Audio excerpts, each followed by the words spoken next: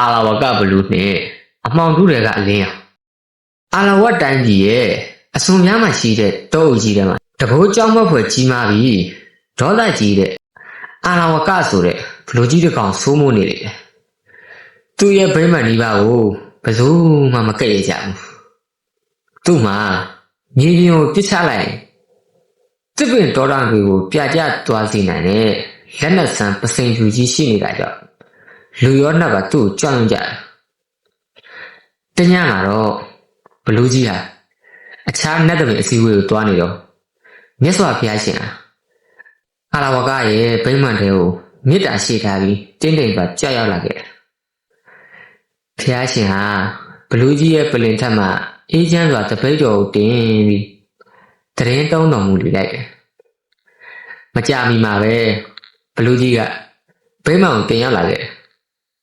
သူ့ရဲ့နေရာမှာအေးစိတည်ငြိမ်စွာထိုင်နေတဲ့ရဟန်းတစ်ပါးကိုတွေ့ရတဲ့အခါဘလူးကြီးရဲ့မျက်လုံးကဒေါသကြောင့်ညီရဲတောက်ပနေတယ်ဟဲ့အဝါရောင်ဝင်းုံခြုံထားတဲ့ရဟန်းမင်းကဘယ်သူမလို့ငါဗိမာန်ထဲကိုရဲရဲတင်းတင်းဝင်ထိုင်နေရတာ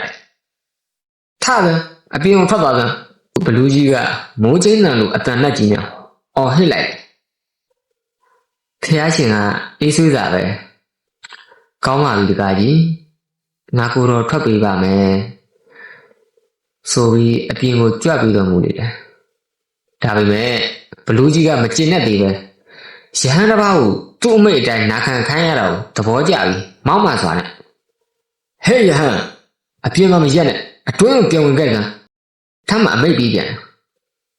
ဖះရှင်ကလည်းငင်းငင်းသောအမှုအရာနဲ့ပဲကောင်းပါပြီတကားကြီး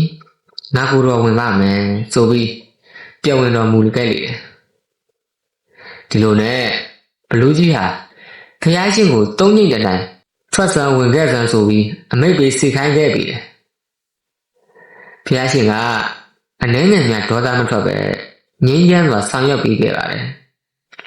စထုထအချိန်မှာတော့ဘလူးကြီးကထပ်မှန်ပြီးဟေးဟမ်အပြင်ကိုပြတ်ထွက်စမ်းလို့ထပ်မှန်ချိန်ခံလိုက်ပြန်ဖះရှင်ကတည်ငြိမ်လာတော့အတန်တော်နဲ့တကားကြီးငါကိုတော့အပြင်ကိုထပ်မထွက်တော့ဘူးတင်ပြရပြုနိုင်ပြီလို့မိတ်တော်မူလိုက်တယ်ထိုအခါဘလူးကြီးဟာမာနတွေဒေါသတွေထိမ့်မရတော့ပဲကြောက်ရခေါင်းမတိတဲ့ရဟန်းပဲမင်းငါတော့ကိုမသိသေးဘူးနဲ့တူတယ်ငါ့ကိုမနာခံရင်မင်းရဲ့ရင်ဘောက်ကိုခွဲပစ်မယ်မင်းရဲ့ခြေထောက်တွေကိုကန်ပြီးသမုဒ္ဒရာနဲ့တစ်ချပစ်လို့အချင်းချင်းကျင်းလိုက်ပါတော့တယ်အာလာဝကဘလူးကြီးဟာသူ့ရဲ့တကူနဲ့မဲမောင်လာတဲ့မှုန်တိုင်းကြီးကိုဖန်ဆင်းပြီးဖျားရည်စီလွှင့်ပစ်လိုက်တယ်လေမုန်တိုင်းတွေမိုးသီးမိုးပေါက်တွေရဲရဲတောင်းနေတဲ့မီးကြောက်တွေနဲ့တောင်အထက်ထက်ကြအောင်လက်နက်မိုးတွေကိုဖျားရှင်စီဥတီရွာသွန်းစေခဲ့တယ်တောအုပ်တစ်ခုလုံးလှုပ်ခတ်ပြီးငလျင်လှုပ်တယ်လို့ဖြစ်သွားပြီမဲ့ထူးဆန်းပါပဲအဲ့ဒီကြောက်စရာကောင်းလာတဲ့မီးကြောက်တွေလက်နက်တွေဟာဖျားရှင်ရဲ့မြစ်တာတော်ဆက်ဝင်တဲ့ရောက်သွားတာနဲ့တပြိုင်နက်မွေးကျန်လာတဲ့ပန်းစည်းတွေပန်းကုန်းတွေအဖြစ်ပြောင်းလဲပြီးဖျားရှင်ရဲ့ခြေတော်ရင်းမှာတင်းပြန့်စွာကြဆင်းသွားကြလိမ့်မယ်ဘလူးကြီးကအံ့ဩလို့မှင်တက်သွားပြီးသူ့ရဲ့တကူတွေဘာမှမတိုးတာကိုတွေ့တဲ့အခါနောက်ဆုံးလက်နက်ပြတဲ့အဖြတ်ဆွမ်းအကြီးမားဆုံးပစိန်ဖြူကြီးကိုလေထဲမြောက်ပြီးဖျားရှင်ပြစ်လိုက်ပြန်ဒါပေမဲ့အဲ့ဒီပစိန်ဖြူကြီးကလည်းဖျားရှင်ရဲ့သင်္ကန်းတော်နားမှာခလေးကစားစရာအဝတ်စလေးလိုငြိမ်သက်စွာကြဆင်းခဲ့ရပြန်လေဘလူးကြီးဟာအာရုံသွားပြီးမာနတွေစတင်ပြိုလဲလာခဲ့တယ်ဒါပေမဲ့သူမကျေနပ်နိုင်သေးဟေးယဟန်မင်းတကိုးကြည့်တာတော့ငါအံ့ဩတယ်ဒါပေမဲ့တကိုးတစ်ခုတည်းနဲ့တော့ငါ့ကိုအနိုင်ယူလို့မရဘူးငါမင်းမဲ့မိကုန်းတွေကိုမဖြေပေးနိုင်ရင်မင်းကိုငါအရှင်ထားမှာမဟုတ်ဘူးလို့စိန်ခေါ်လိုက်ပြန်ဖျားရှင်ကတကားကြီးမင်းတို့ရအောင်မင်းနိုင်ပါတယ်ဘလူးကြီးကမင်းကုန်းတွေစတဲ့မင်းမြတ်ပါတော့တယ်လူတွေအတွက်ဒီလောကမှာအမျက်ဆုံးဥစ္စာကဘာလဲ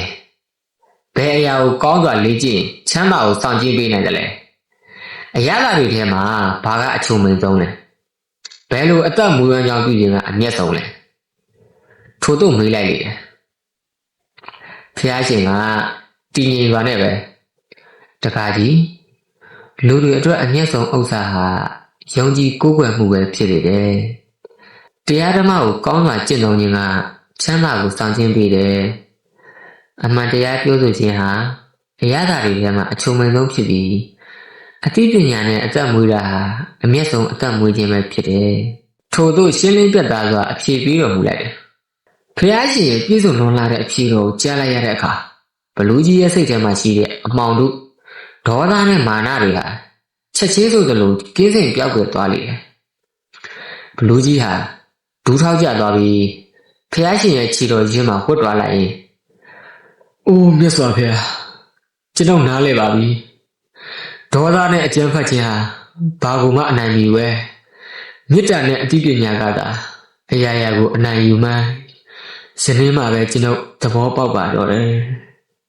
ကျွန်တော်ကိုတပည့်အဖြစ်လက်ခံဆောက်ရှောက်တော်မူပါလို့ဝမ်းမြောက်ဝမ်းသာတောင်းပန်ကြတော့လေတယ်ဒီလိုနဲ့ကြောက်စရာကောင်းလာတဲ့အာလာဝကဘလူးကြီးဟာလက်နဲ့တကူတွေမသုံးပဲဖျားရှင်ရဲ့မေတ္တာတော်နဲ့အသိပညာပြီးတရားတော်ကြောင့်စိတ်တစရမ်းဆိုင်မှုတွေပြင်ဆင်ပြီးငြင်းငြမ်းသောတရားတော်တူဖြစ်သွားခဲ့ပါတော့တယ်